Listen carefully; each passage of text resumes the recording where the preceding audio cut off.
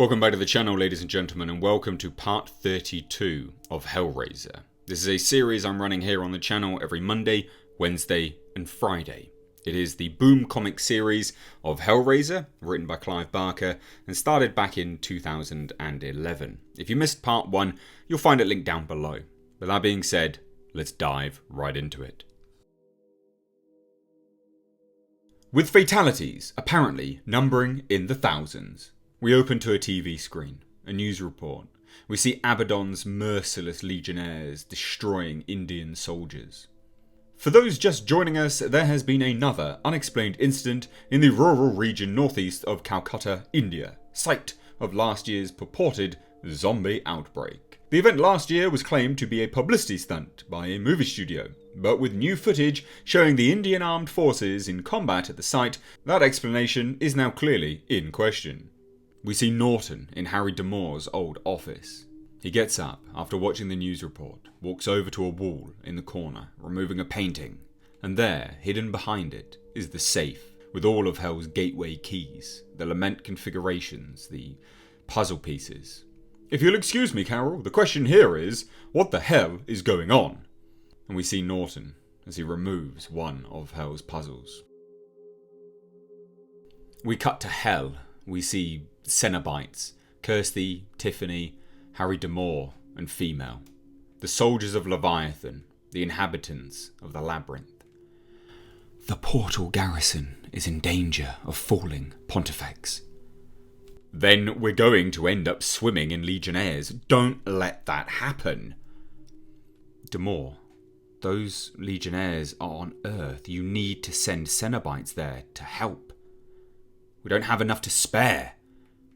Then make more Cenobites. Out of who? We're running out of suitable damned souls to convert. Unless... Harry D'Amour looks at Tiffany. Anybody here wants to volunteer? Would you stop with that? Tiffany is not becoming a Cenobite. Recruits have to come from somewhere, Kirsty. We need help.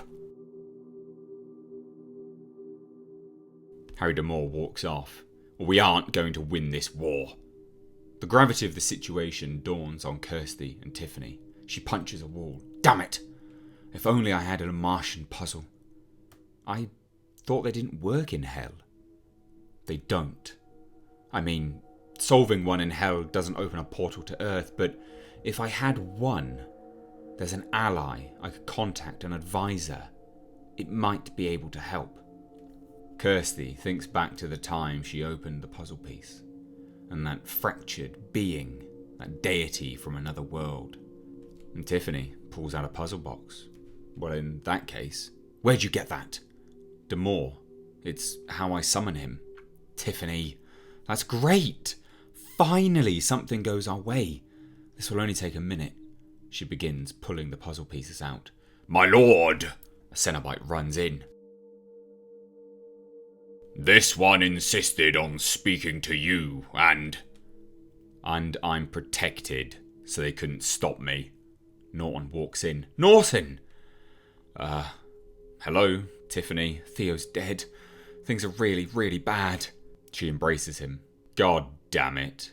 Poor kid. Where's Rajiv? Norton. Glad you could make it. We need troops. At the portal garrison. God damn it, D'Amour! Do you even hear me talking? You need to put troops in India. The battle of morals between Hell's current Hell Priest and the former Kirsty rages on. We fight a war on two fronts. That's going to weaken us. Oh, suddenly you're a soldier. Better now than never. I've already fucked this up enough. Oh, so this is about your guilt then? Because in that case, take a minute and think about how much more guilty you're going to feel about all the people dying in India because of you. Not Cenobites, not damned souls, innocent people. Take a couple of Cenobiums, whoever you can find, and try not to get yourself slaughtered needlessly, alright? Harry D'Amour relinquishes some power to Kirsty once more. But before she can go, female walks in. Sister, before you go, I have a sight to show you. Everyone's leaving for the portal to Earth without me. This really better be. She walks up to a chamber and looks through. Oh no. It's Edgar. He's chained up. Edgar, poor sweet Edgar. He lived. Spencer didn't actually kill him. And you didn't tell me. Your lover truly died, Kirsty Cotton. His innards spilled by Spencer. Then how? How else, Kirsty Cotton? Leviathan's will. For such as us, death is not always the end. Have you not wondered how I could be here when so long ago you saw Chenard kill me? But why? Why bring Edgar back, and why now? You may think me heartless, Kirsty Cotton, but I am merely a servant of Leviathan's will. And should you wish your lover returned to your arms once this war is through, you will also serve Leviathan's will. There, in India, the Legionnaires are laying waste to the soldiers.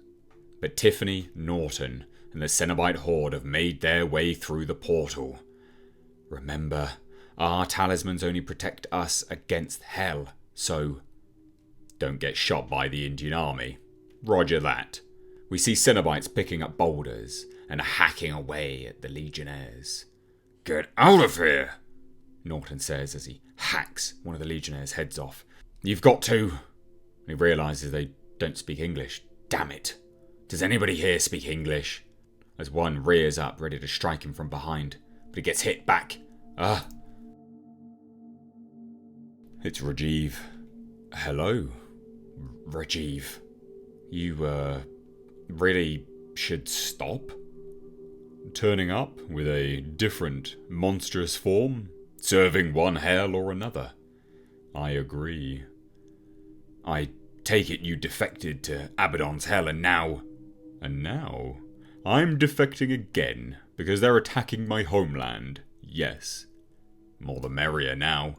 And there now, Rajiv, once human, turned zombie, turned Abaddon Legionnaire, and Norton dive into the fray. Let's get to work. Norton runs in with his scythe. We see Cenobites summoning chains and Rajiv, hand to hand with a Legionnaire. A stinger comes down on Norton, but the shield goes up, and then he swipes, taking off the Legionnaire's leg. Thank God for the talismans, right? Thank God, Tiffany says. But there, from above, a shadow casts itself over Norton. A Legionnaire is dropping boulders, and just like that, one lands on Norton. Norton! Tiffany runs in, grabs his hand, and it goes limp. He's dead. Tiffany looks up. A Legionnaire is preparing to drop a wall on top of her. Tiffany, is he? He's dead, Rajiv. You bloody wanker! Rajiv flies in, starts beating the living hell out of one of the Legionnaires. But then a horde of them turn on him. And in an instant, he's destroyed. Bits of his guts have been torn out, his head cut off. Oh, God damn it. Not you too, Rajiv. Tiffany runs in. The bodiless head of Rajiv and his final words. It's okay, Tiffany. I'm ready for all of this to be over. And then he's gone. Tiffany walks off, leaving the sight of her murdered friends. And there, now, we see the battlefield. Legionnaires piled up, Cenobite bodies strewn all over the place, humans caught in the fray. And Kirsty standing there, hand to hand with a Legionnaire. I don't know about you, but I can keep doing this all night. She runs in, and then a voice. Watch it, Kirsty. It's Tiffany. Tiffany, glad you're okay. Where have you been? Something is different about her. Something is ominous. You know. She runs in, 2 massive blades. Busy. Oh no, no, no, not you too. Tiffany, now turned Cenobite. Her skull cut in 2. The top part capped, removed, her brain exposed. Metal instruments through her face, keeping the flayed flesh up above from her skull. No, no, this can't be. This can't all be. But before Kirsty can finish her sentence, she's kicked in the skull. And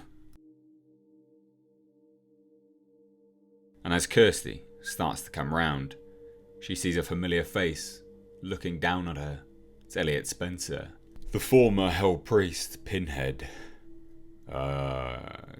Cotton, welcome to Abaddon's Hell. Spencer, of course it's you. This isn't about you and me, Cotton. Not this time. We know Leviathan has your lover as hostage. I've been instructed to make sure you get a message. What message? Don't cross Abaddon. Or else. Really, Spencer? All these years, all these fights, and you still come at me with these hollow threats? Oh, Cotton. We aren't threatening you. He holds out a hand, beckons his legionnaires over. They have the skinned body of Kirsty Cotton's father. We're threatening your family. Kirsty. Daddy? Jesus, Kirsty, what did these monsters do to you? They didn't. It wasn't. It's a long story. Spencer, you fucking lied to me. You told me. I told you that your father was not in Leviathan's hell. That was perfectly true. Because he was here, in the hell of fury.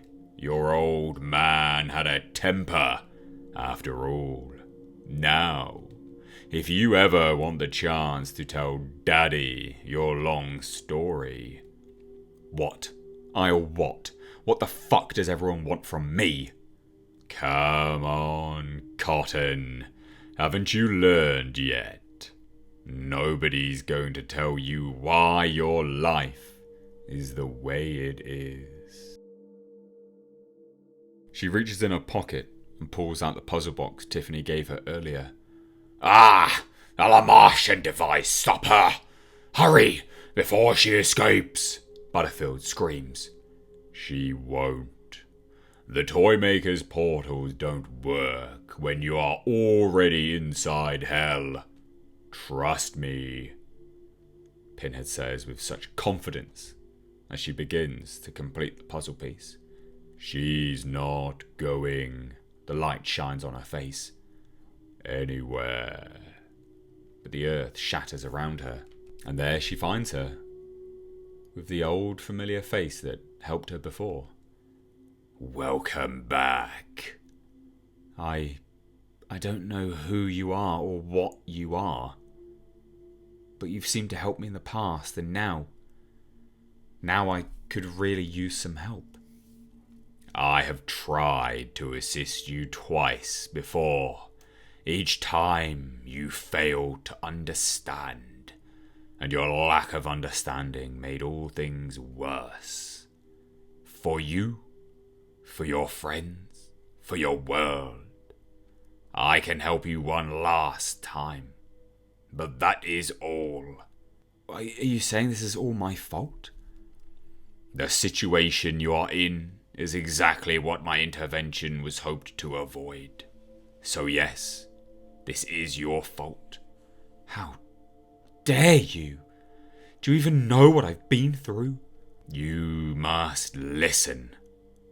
There is time for nothing else. Hear, and hear well. What has been done cannot be undone entirely. But a garment once ripped can be mended. You understand? Understand? I don't understand any of this. Everyone's acting like I'm important here.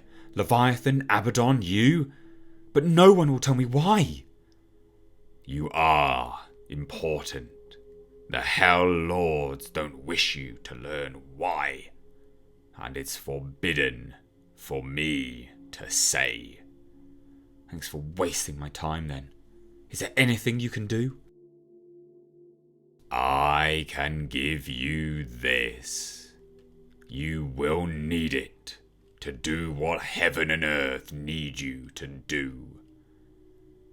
The deity pulls out a ball of flesh. What is it, a weapon? All things are weapons when used as weapons. What do I do with it? When the time comes to use it, I can only pray that you'll understand that for yourself. And there we're back in Abaddon's hell. Kirsty Cotton stands there with the device. You see, the Martian's devices do nothing in hell. The arrogance of Elliot Spencer pours off him. Then tell me why opening them is forbidden in hell, Spencer. He can't answer. Enough stalling, Cotton. What's it going to be? He reaches out, grabs Kirsty's father by the throat. Your father or your lover? I don't know.